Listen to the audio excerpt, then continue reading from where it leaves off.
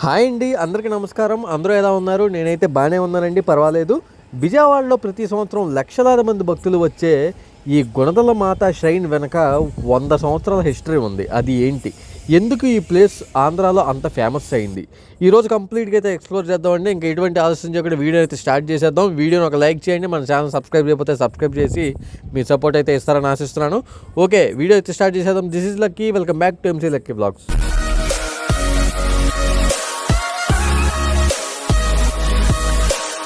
Okay friends, మనమైతే ప్రస్తుతం church entrance దగ్గర ఉన్నాం అనమాట. మీరు అక్కడ చూసినట్లయితే కొత్తగా ఇంకో చర్చ్ అయితే ఎప్పటి నుంచో కన్స్ట్రక్షన్ జరుగుతుంది. ఆల్మోస్ట్ అయితే కంప్లీట్ అయిపోయింది. నాకు తెలుసు ఇంకో 1 year పట్టొచ్చేమో. ఇక్కడ నుంచి వ్యూ చాలా బాగుంటుందండి. హీల్, చర్చ్ ఇవన్నీ ఒకే షాట్లో కనిపిస్తాయి. పిక్స్ దిగడానికి కూడా చాలా బాగుంటుంది. అండ్ ఫ్రెండ్స్, ఈ గుణదల మేరీమాత ష్రైన్ విజయవాడలో ఉన్న మోస్ట్ ఫేమస్ క్రిస్టియానిటీ పిల్గ్రిమేజ్ సెంటర్స్లోనే ఒకటి. ఈ ష్రైన్ హిస్టరీ ఆల్మోస్ట్ 100 years కన్నా ఎక్కువ ఉంది. అండ్ ఈ చర్చికి విజయవాడలో ఉన్న వాళ్ళు 1 week 10 daysకి ఒకసారి వెళ్తానే ఉంటారు. బట్ బయట ఊర్ల వాళ్ళకి కొంచెం తక్కువ తెలుసు, ఒక్క ఫెస్టివల్ టైంలో తప్ప. అందుకే నేను కూడా ఈ చర్చి గురించి కొంచెం హిస్టరీ తెలుసుకొని మీతో కూడా ఈ వీడియో ద్వారా షేర్ చేసుకుందాం అనుకుంటున్నాను. నాగపట్నంలో మీరు చూసే ఉంటారు, అది మన గుణదల చర్చి దగ్గర కూడా ఉందన్నమాట. మోకరిస్తూ ఇలా నడుచుకుంటూ వెళ్తే ఎండ్లో మేరీమాత విగ్రహం అయితే ఉంటుంది. అక్కడికి వెళ్ళి వాళ్ళ మొక్కుబడిని తీర్చుకోవడం, ప్రేయర్ చేసుకోవడం అలా అయితే జరుగుతుందన్నమాట. ఇక్కడ ఇంకా లెఫ్ట్ సైడ్లో చర్చ్ ఒకటి ఉంది, బట్ అది ఓపెన్లో అయితే లేదు. మీకు చూపిద్దాం అనుకుంటే దాని హిస్టరీ గురించి కూడా నాకైతే అంతగా ఐడియా లేదు. మీకు తెలిస్తే కనుక కింద కామెంట్ చేయండి ఫ్రెండ్స్, నేను కూడా తెలుసుకుంటాను. కానీ ఈ చర్చ్ విషయంలో చాలా మందికి తెలియని ఒక ఇంట్రెస్టింగ్ విషయం ఉంది. అదేంటో వీడియో ఎండింగ్లో అయితే చెప్తానండి. మీకు చర్చ్ టైమింగ్స్ ఇవన్నీ చెప్తాను. మీరు వేరే ఊర్ల నుంచి వచ్చినప్పుడు మీరు ఇబ్బంది పడకుండా ఉంటుంది, ఒకసారి వినండి.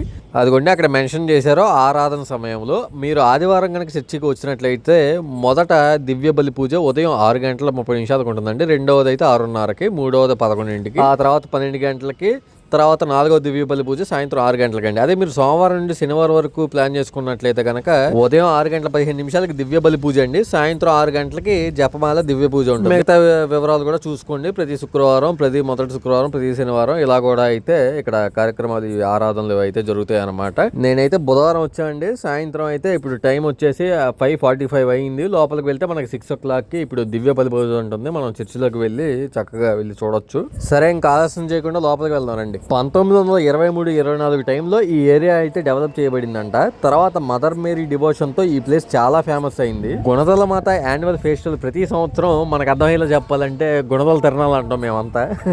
ఫిబ్రవరి 9, 10, 11 రోజుల్లో అయితే గ్రాండ్గా జరుగుతుంది.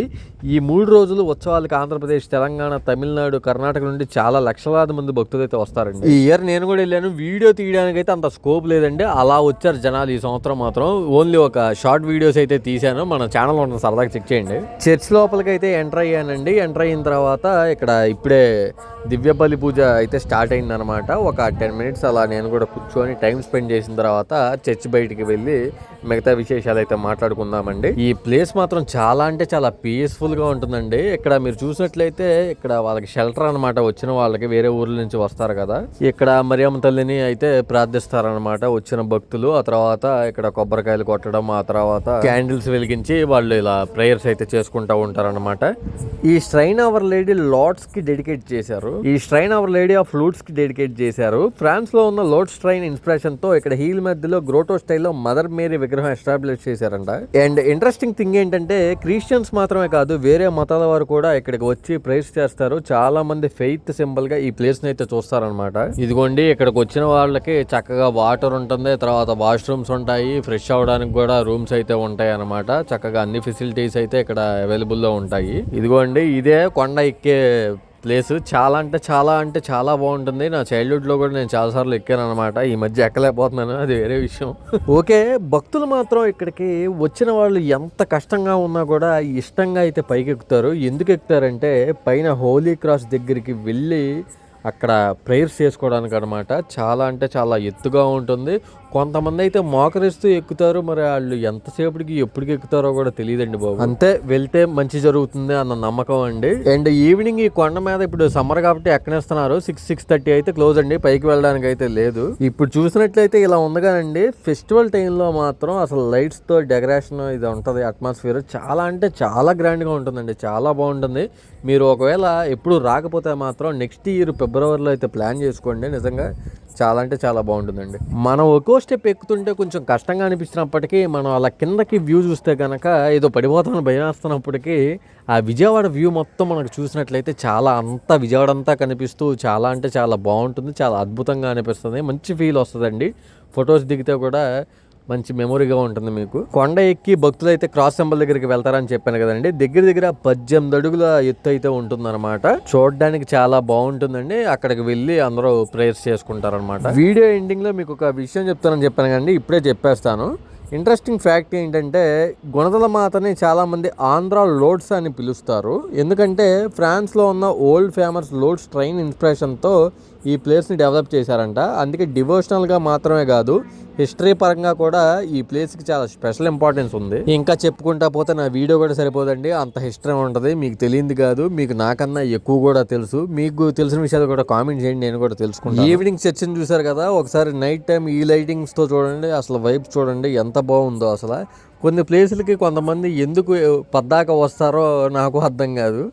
సో అందులో ఈ ప్లేస్ కూడా ఒకటండి. చాలామంది వచ్చిన వాళ్ళు వస్తూనే ఉంటారు. ఎందుకు వస్తారంటే అదంతే, ఇక్కడికి వస్తే కొంచెం ప్రశాంతత అనేది దొరుకుతుంది కాబట్టి. ఇప్పటి వరకు వీడియో చూసారు కదండి, వీడియో నచ్చినట్లయితే మాత్రం లైక్ చేయడం మాత్రం మర్చిపోకండి. మీ సపోర్ట్ అయితే ఇస్తారని అనుకుంటున్నాను. అండ్ మీరు ఏ ఊరు నుంచి ఈ వీడియోని చూస్తున్నారో కూడా కామెంట్ చేయండి ఫ్రెండ్స్. అండ్ మన ఛానల్లో అయితే నాగపట్నం వేలాంకిని మాత చర్చి గురించి కూడా అయితే వీడియోస్ ఉంటాయి. 1 year అవుతుంది, బట్ హిస్టరీ అయితే మారదు కదా. హిస్టరీ నేను మొత్తం అన్నీ రీసెర్చ్ చేసి అయితే ఆ వీడియోలో అయితే నేను చెప్పడం జరిగింది. ఒకసారి సరదాగా వీడియోని అయితే చెక్ చేయండి, మీకు డెఫినెట్గా నచ్చుతుంది. Day 3 అనమాట అది, నాగపట్నం వేలాంకిని. సో ఇది ఇవాళ వీడియో అండి. వీడియో నచ్చితే లైక్ చేయండి, షేర్ చేయండి, మన ఛానల్ సబ్స్క్రైబ్ చేయడం మాత్రం మర్చిపోకండి. మరొక వీడియోతో మళ్ళీ మీ ముందుకు వచ్చేస్తాను. Bye friends, take care, love you all.